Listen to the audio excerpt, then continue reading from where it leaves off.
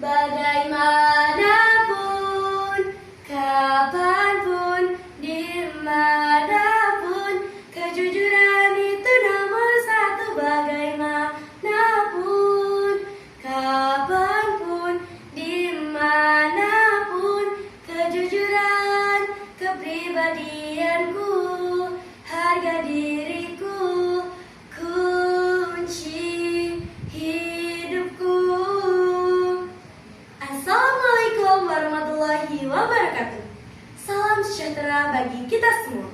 Yang saya hormati Bapak Ibu Dewan Juri dan teman-teman sekalian yang saya banggakan. Perkenalkan, nama saya Naila Naglatus Syarifah. Saya berasal dari SMP Negeri 1 Malang. Pada kesempatan ini, izinkan saya menyampaikan sebuah dongeng yang sudah saya olah karya saya sendiri dengan judul Burung Penjaga Warisan di Desa Giru. Teman-teman, coba bayangkan di sebuah desa kecil yang dikelilingi hutan lebat yang menyimpan sebuah rahasia besar. Sebuah rahasia yang tidak semua orang dapat mengetahuinya. Pada zaman dahulu, di sebuah desa bernama Desa Giru, hiduplah dua anak kembar bernama Rana dan Rini bersama nenek mereka, Nenek Dani. Rana dan Rini tinggal bersama Nenek Dani karena kedua orang tua mereka sudah meninggal sejak mereka kecil. Setiap pagi, Rana dan Rini membantu Nenek Dani berkebun untuk memenuhi kebutuhan sehari-hari. Rana selalu bekerja dengan rajin, sementara Rini sering menghindari pekerjaan dan lebih suka bermalas-malasan. Bahkan terkadang beralasan lelah agar tidak ikut membantu. Suatu hari, saat mereka sedang berkumpul, Nenek Dani berpesan, "Anak-anak, di desa ini kejujuran mulai langka. Bahkan alam pun ikut menjaganya. Kalian juga harus menjaganya ya."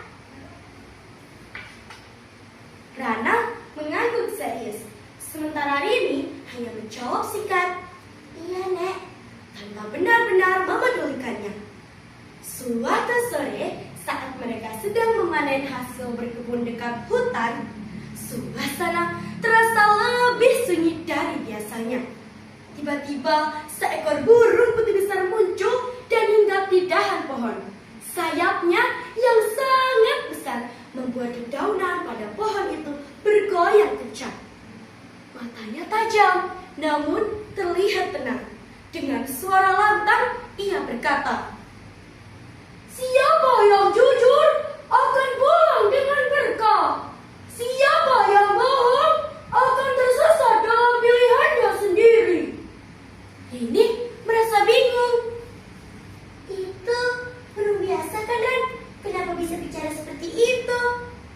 Namun Rana hanya terdiam, merasa ada sesuatu yang tidak biasa dan mencoba memahami maksud dari perkataan burung putih besar itu. Dalam perjalanan pulang, mereka menemukan sebuah kotak tua yang tergeletak di pinggir jalan. Saat dibuka, ternyata berisi buah-buahan emas yang berkilau sangat indah. Rini langsung bersemangat. "Lah, kita ambil saja, Ran. Ini pasti rezeki kita." Rana terdiam sejenak, kemudian menolak. "Tidak mungkin, ini pasti milik seseorang. Kita bawa pulang saja supaya aman." Rini tampak cemburu. Tanpa sepengetahuan Rana, ia diam-diam mengambil beberapa buah emas dari kotak itu dan menyembunyikannya. Mereka pun melanjutkan perjalanan pulang. Semakin lama dan semakin jauh mereka berjalan, jalur yang mereka lalui terasa berbeda. Pepohonan terlihat asing, jalan seperti berputar-putar, dan mereka tidak kunjung sampai. Langit yang semula cerah berubah gelap. gelap, angin bertiup kencang, daun-daun berguguran, dan suasana menjadi mencekam. Rini mulai panik. "Ran, kita sepertinya tersesat. Aku takut." Rana mencoba menenangkan. "Tenang, Rin. Kita cari jalan pulang pelan-pelan." Namun, semakin mereka berjalan, semakin tidak jelas arah yang mereka tuju. Mereka pun berlari sekencang mungkin karena melihat seekor burung putih besar yang sedang terbang mengikuti mereka.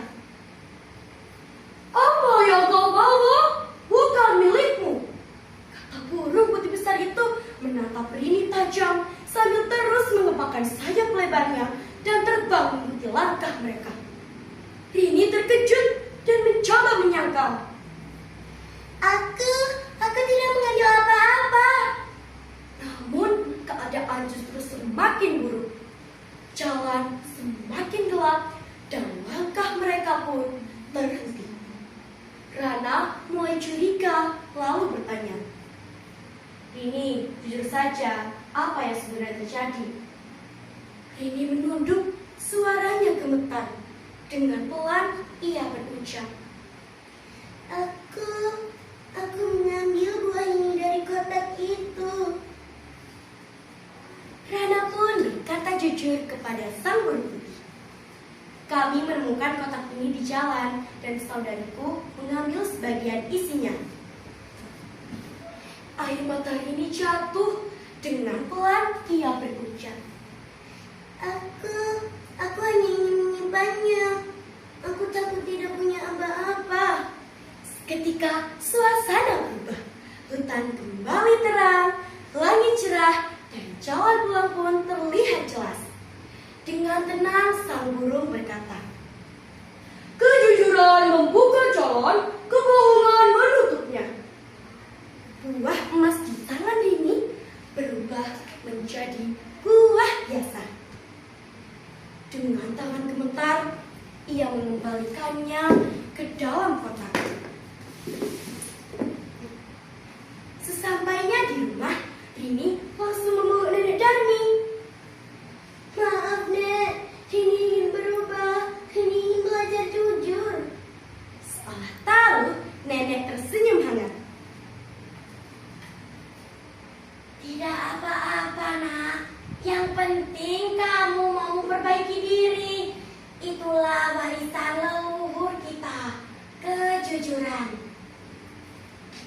Keesokan harinya, mereka mencari pemilik kotak tua itu. Setelah bertanya ke beberapa warga, mereka menemukan seorang petani tua yang kehilangan kotaknya. Dengan penuh keberanian, Rini berkata, "Maaf, Pak. Saya sempat mengambil isinya, tapi sudah saya kembalikan." Petani itu tersenyum.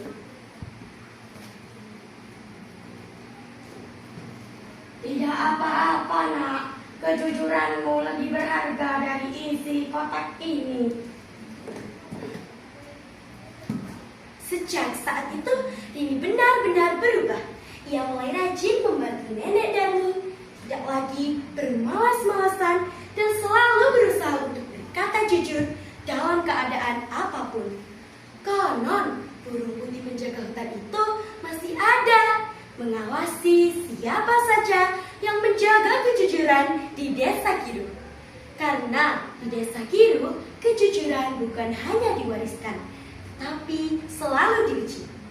Teman-teman, kalau kalian jadi Rini, apa yang akan kalian lakukan? Ingat ya, jujur itu memang berat, tapi bohong jauh lebih melelahkan. Jadi, mari kita mulai jujur dari hal-hal kecil. Karena siapa tahu, sang burung penjaga juga sedang mengawasi kita. Terima kasih atas perhatiannya. Mohon maaf apabila ada kesalahan dan kekurangan. Wassalamualaikum warahmatullahi wabarakatuh.